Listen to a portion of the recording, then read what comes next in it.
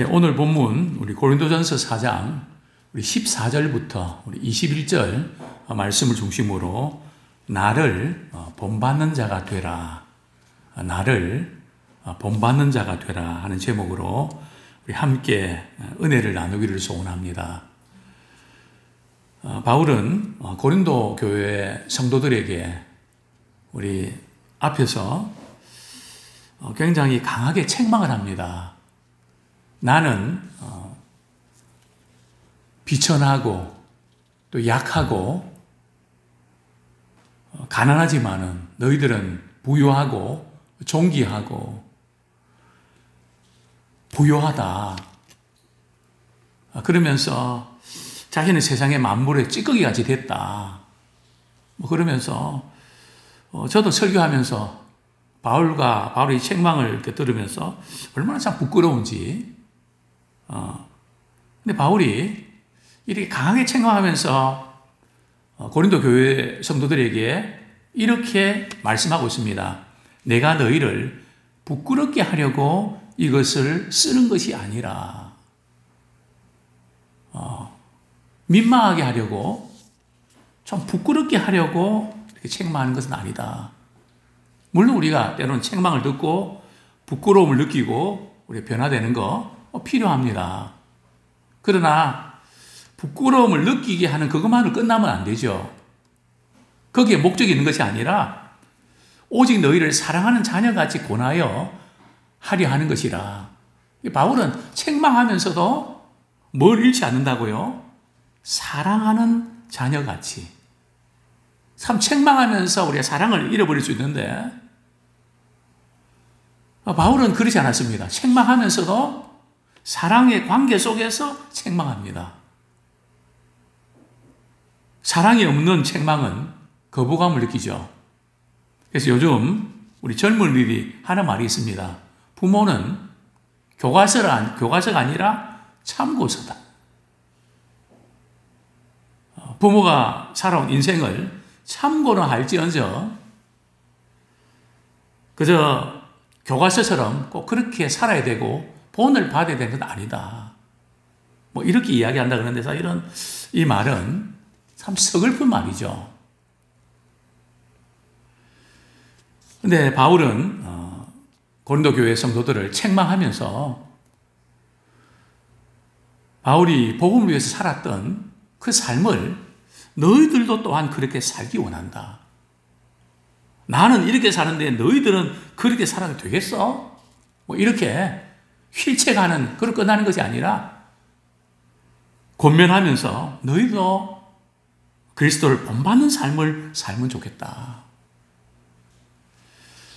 자, 우리 15절 말씀 우리 같이 읽겠습니다. 시작. 그리스도 안에서 1만 스승이 있으되 아버지는 많지 아니하니 그리스도 예수 안에서 내가 복음으로서 너희를 낳았습니다. 당시에 많은 스승들이 있었습니다. 여기 이제 스승은 어떤 역할을 했는가 하면 말이죠. 어떤 사람이 스승이 될 수 있는가 하면 노예 출신 가운데 아주 나이도 지긋하고 또 반듯하고 좀 똑똑한 그런 노예를 택해서 자기 자녀를 교육하는 일에 그 노예에게 책임을 맡겼습니다. 주로 어떤 일을 하는가 하면 옷차림, 옷을 입는 거, 그리고 말씨, 그 다음에 예절, 또 학교 갈 때는 또 같이 동행을 하고요. 그리고 심지어 어떤 경우들은 체벌까지 할 수 있습니다. 그래서 사실 우리 아이들은 어릴 때의 습관과 자세를 바로 잡아줘야 됩니다. 그게 안 되면 제가 요즘 제 자신을 돌아보면서 참 이것을 제대로 못했구나. 제가 병원에 가면 이제 치과에 가면 목사님은 잇몸이 참 약하시네요. 그래서 참 이 치료하는데 돈도 많이 들었거든요. 저희 부모님이 또 잘 사실 때는 금으로 이렇게 해서 했지만 이제 그런 줄 알았죠. 근데 요즘 이제 워터픽인가요? 그것을 하고 또 이제 치과에서 준 그 가루약이 있더라고요. 그 이렇게 치약에다 그거를 이렇게 묻혀서 닦는데 이전보다 제가 이 닦는데 걸리는 시간이 3배가 되더라고요. 벌써 한 달 더 됐나요? 제법 됐죠. 그러면서 느끼는 거는 제가 잇몸이 강해진 것 같습니다. 왜냐하면 어떻게 하는가 하면 참 조금만 피곤하면 막 이에 염증이 생기고 막 붓고 막 그랬거든요. 진작 어려서 그냥 이를 제대로 닦을 걸. 물론 부모가 그렇게 안 가르친 건 아니지만 어렸을 때 이 습관이 지금 나이가 몇입니까? 제가 닦으면서 야 이게 참 이 잘못된 습관이 이렇게 오래 가나. 그래서 어렸을 때 말하는 투어라든지 인사하는 거라든지 예절이라든지 이것을 크면 다 알아서 하겠지 아닙니다. 큰다고 해서 되는 게 아니고 어려서부터 몸에 배어서 그게 평생 가도록 해야 됩니다. 그래서 이 당시의 스승은 주인의 명령에 따라서 시키는 일을 할 수 있었지만은 한 가지 빠진 게 있다면 명령에 따라서 하는 것이지 사랑으로 하는 게 아닙니다. 우리 신앙생활은 부담을 주기 위해서 하는 것이 아니라 주님이 나를 사랑하신 것처럼 그 사랑하는 마음으로 우리는 서로 섬기는 것입니다. 그래서 이 영적인 관계는 바로 그냥 가르치고 영향을 주는 그런 것을 끝나는 것이 아니라 삶으로서 보여주고 변화시키는 어떻게 해요? 사랑과 책임으로. 그래서 이 아버지는 사랑이 선행돼야 됩니다. 부성애라 그러죠. 그리고 반드시 책임을 지는 겁니다. 그냥 뭐 이래도 그만 저래도 그만 뭐 좋은 이야기만 하는 게 아니고 이 얘기 앞으로 반듯하게 자라나서 정말 훌륭한 삶을 살아낼 수 있도록 우리가 바르게 그 삶의 자세를 잡아주는 이게 아버지입니다. 바울은 일만 스승은 많지만 아버지는 많지 않다. 그래서 이 영적인 부분에서 아버지와 자녀의 그런 관계, 물론 여기에서 우리가 조금 기억이 될 것은 캐톨릭에서는 신부를 뭐라고 그럽니까? 아버지라 그러거든요. father 그럽니다. 아버지라 그러죠. 근데 그게 성경적으로 또 괜찮은 건가요? 그 아버지는 이 어떤 권위를 또 이렇게 의미하는데 그 어떻습니까? 뭐 아버지. 우리 성경 말씀 우리 한 구절 보겠습니다. 마태복음 23장 9절부터 11절까지 예수님이 뭐라고 말씀하셨을까요? 마태복음 23장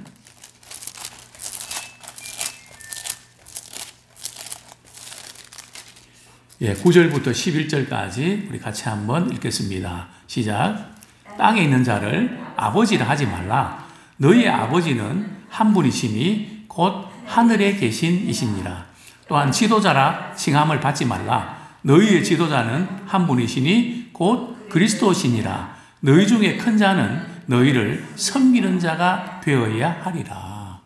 여기서 말하는 이 아버지는 섬기는 그런 역할이지 그냥 권위를 내세우고 주장하는 그래 땅에 있는 자를 아버지를 하지 마라. 우리 아버지는 하늘에 계신 하나님 아버지 한 분밖에 안 계신다. 이렇게 말씀하고 있는데요. 정말 이 아버지라고 하는 이 의미 참 굉장히 중요합니다. 그런데 사도 바울은 나는 아버지다. 영적인 아버지다. 이 의미는 영적으로 양육하고 섬기는 본을 보이는 그런 역할을 한다는 겁니다. 뭐 권위를 주장하고 내세우는 그게 아니고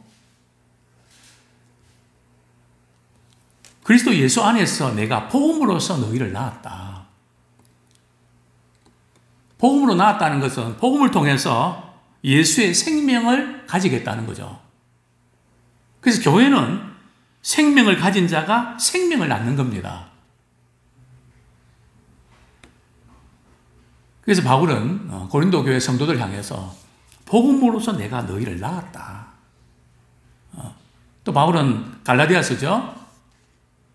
해산하는 수고를 다했다.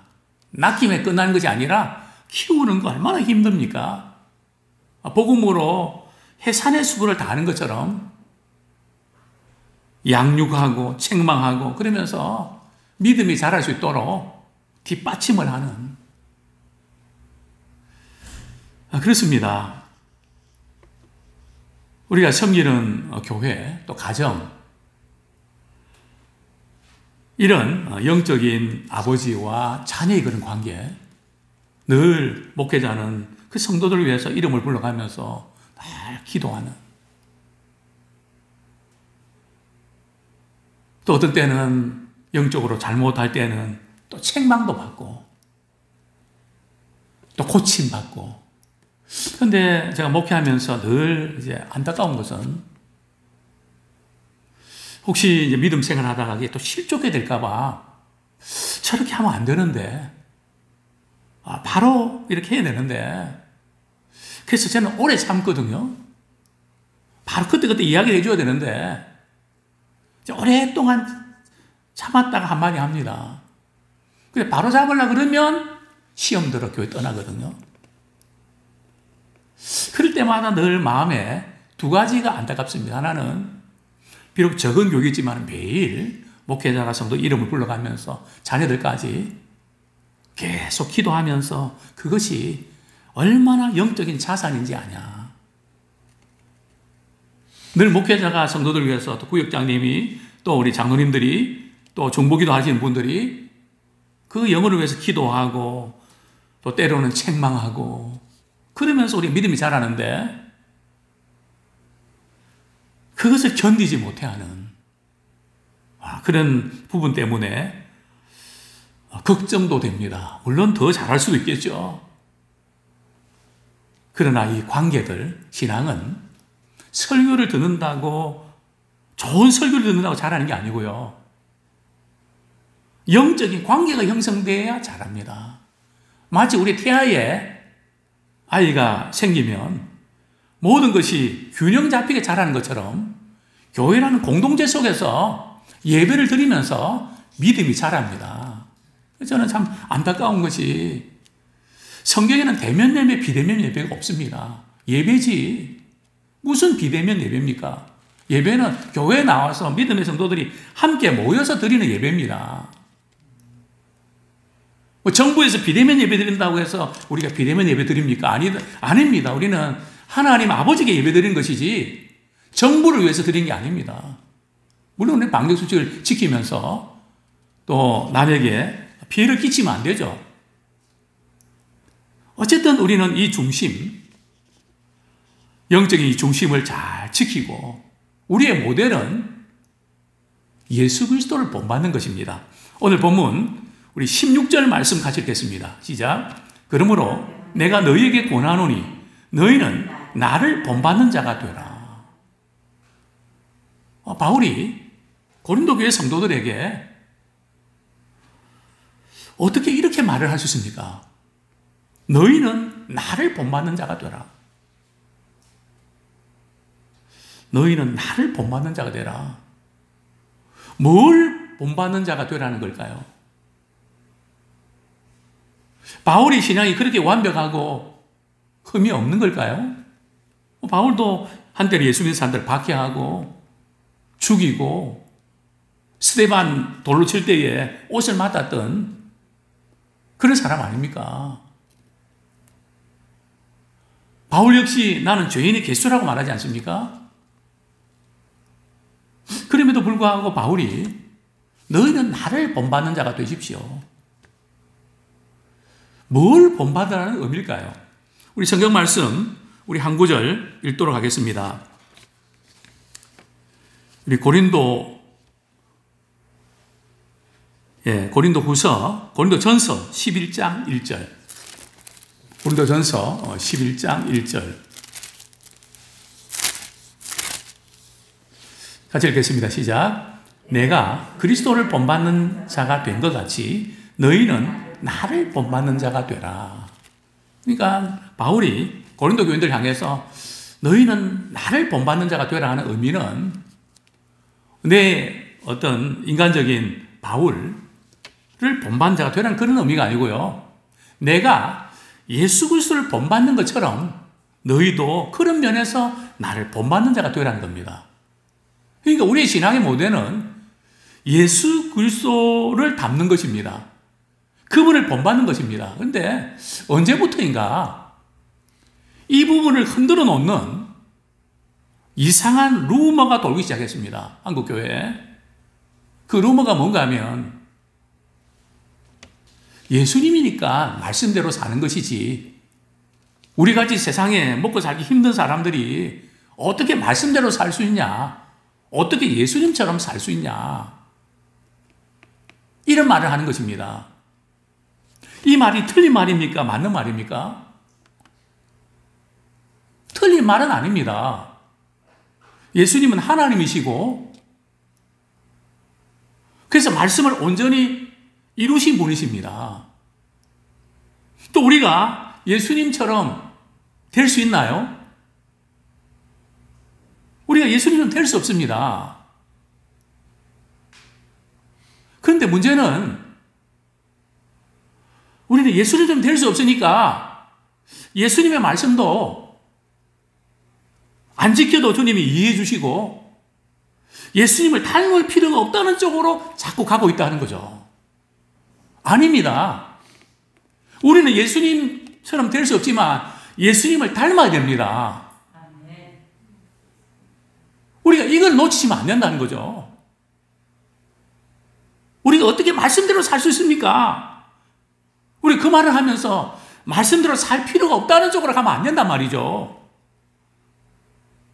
우리는 그래도 말씀대로 살아야 됩니다.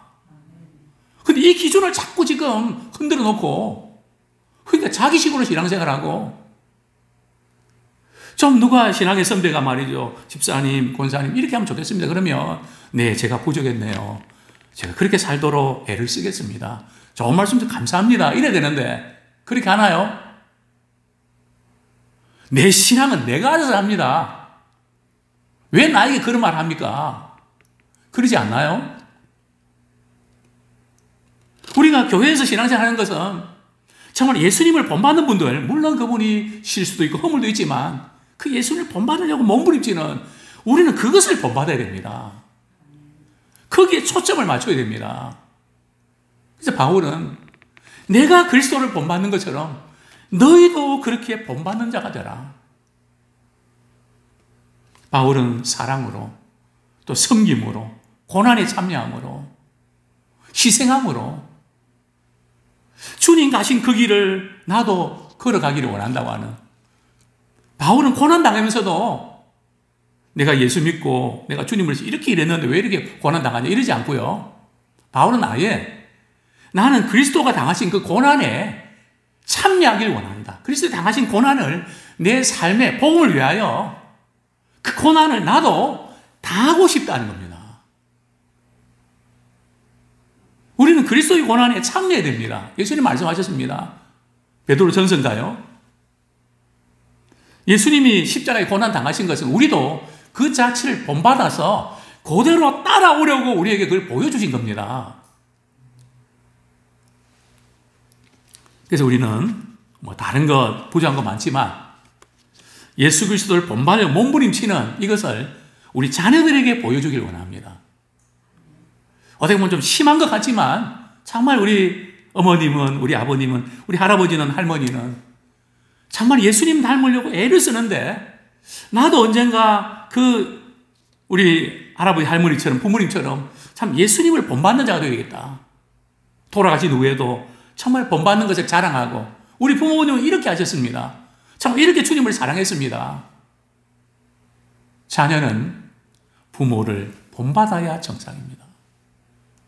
부모의 기쁨은 자녀들이 부모의 신앙의 유산을 자기 것으로 만들어서 그대로 살아가는 모습, 교회를 사랑하는 모습, 겸손히 섬기는 모습, 그 모습 바라볼 때에 부모는 어떤 용돈보다 최고의 행복함을 우리는 느끼게 됩니다. 바울은 나를 본받는 자가 되라. 이 부분을 말씀할 수 있었습니다. 오늘 저녁길에 오신 우리 한 분 한 분들, 우리가 그런 본을 보여주는 자 되기 원하고 또 본을 받는 그런 롤 모델이 되었으면 좋겠습니다. 우리 17절 말씀 같이 한번 읽겠습니다. 시작. 이로 말미암아 내가 주 안에서 내 사랑하고 신실한 아들 디모데를 너희에게 보내었으니 그가 너희로 하여금 그리스도 예수 안에서 나의 행사 곧 내가 각 교회에서 가르치는 것을 생각나게 하리라. 바울은 이제 고린도 교회에 직접 방문할 수 없어서 디모데를 먼저 보냅니다. 이 당시에 고린도 교회의 단임 목사는 누구였을까요? 아볼로입니다. 원로 목사는요, 물론 원로 목사가 조금 표현이 그렇지만 바울입니다.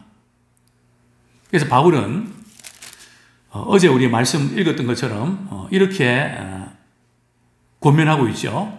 고린도전서 4장 6절 우리 같이 한번 읽겠습니다. 시작. 형제들아 내가 너희를 위하여 이 일에 나와 아볼로를 들어서 본을 보였으니 이는 너희로 하여금 기록된 말씀 밖으로 넘어가지 말라 한 것을 우리에게서 배워 서로 대적하여 교만한 마음을 가지지 말게 하려 함이라. 그러니까 단임 목사, 원로 목사가 정말 본을 보이는 그런 역할들을 잘 한 것을 너희들 알지 않냐. 근데 너희들이 서로 누구를 따르고 그러면서 그냥 교만한 마음 가지면 되겠냐. 본을 보여야 된다. 이 부분을 강조한 적이 있는데요. 바울은 디모데를 보냅니다. 디모데를 보내면서 바울은 디모데를 소개하는데요. 디모데는 어떤 인물일까요? 바울이 주 안에서 사랑하고 신실한 아들이다. 그러니까 바울이 갖고 있는 두 가지 특징, 사랑과 신실, 사랑과 희생, 이것을 디모데가 그대로 갖고 있다는 거니까 디모데를 통해서 바울이 그동안 사역하면서 그들에게 교훈했던 그 말씀들, 그것이 다시 생각나서 정말 고린도 교회 성도들이 복음의 그 본질을 붙잡고 참 그리스도를 본받는 그런 교회가 되면 좋겠다는 거룩한 갈망이 있었던 겁니다. 18절부터 20절 우리 같이 한번 읽겠습니다. 시작. 어떤 이들은 내가 너희에게 나아가지 아니할 것 같이 스스로 교만하여졌으나 주께서 허락하시면 내가 너희에게 속히 나가서 교만한 자들의 말이 아니라 오직 그 능력을 알아보겠으니 하나님의 나라는 말에 있지 아니하고 오직 능력에 있습니다. 그런데 고린도 교회 어떤 성도들은 바울은 고린도 교회에 못 올 겁니다. 그러면서 이제 바울을 비난합니다. 바울이 편지를 쓸 때는 좀 논리적으로 좀 알아먹겠는데 설교할 때 말을 할 때는 영 그냥 시원치 않고 답답하고 제대로 설교를 잘 못합니다. 그러면서 이제 비난을 하죠. 고린도서 10장 우리 1절, 2절, 10절에 보면 말이 시원치가 않다고, 약하고, 그러니까 아마 고린도 교회에 못 올 거라고. 그러면서 자기들이 말이죠, 똑똑하고 자기들이 잘한다 이러면서 그 교만해진 그들을 향해서 내가 가서 신앙은 말 잘하는 게 아니라 그 능력이다. 하나님 나라에는 말이 있지 않고 능력이 있다는 것을 강조합니다. 그래서 바울은 항상 말씀 전할 때에 나처럼 하라는 겁니다. 참 이런 목회자가 돼야 되는데 참 부끄럽습니다. 나처럼 그렇게 기도하시고 나처럼 주님을 그렇게 사랑하시고 나처럼 구령의 열정을 가지고 그런 바울은 항상 편지를 쓰면서 나를 본받는 자가 되라. 흠이 없다는 것이 아니라 참 주님을 사랑하는 그 부분에서는 그대로 따라가려고 하는 그 부분을 너희들이 본받으면 좋겠다. 우리 모두가 그렇게 살면 좋겠다는 것을 강조하고 있는 것을 우리는 보게 됩니다. 하나님의 나라가 뭘까요? 이것은 단순히 예수 믿고 죽어 천국 가는 게 아니고요. 하나님 나라가 우리의 삶 속에서 말씀의 순종함을 통해서 우리 삶이 변화되고 영향을 끼치는 삶입니다. 하나님은 말에 있는 것이 아니고 능력이 있다. 자, 우리 21절 말씀 읽고 말씀 맺겠습니다. 시작. 너희가 무엇을 원하느냐? 내가 매를 가지고 너희에게 나아가랴? 사랑과 온유한 마음으로 나아가랴? 결정은 여러분들이 하십시오. 계속해서 분열을 일으키고 그래서 내가 매를 가지고 너희에게 나아가기를 원하십니까? 그렇지 않습니다. 나는 온유한 마음과 사랑하는 마음으로 여러분을 만나면 참 좋겠습니다. 강조점이 거기 있는 것입니다.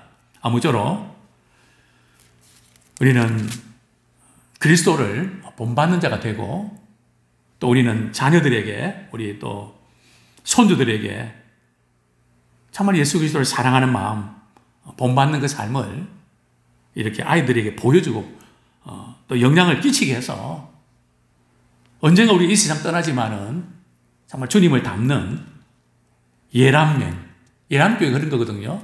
예수님을 좀 닮는 사람이 되면 좋겠습니다. 지난번에 정수기 이렇게 청소 이렇게 하시는 분이 오셔서 교회 나가세요. 우리 장로님 물어보니까 그분이 하는 말이 제 얼굴이 교회 안 나가는 것처럼 그렇게 보입니까?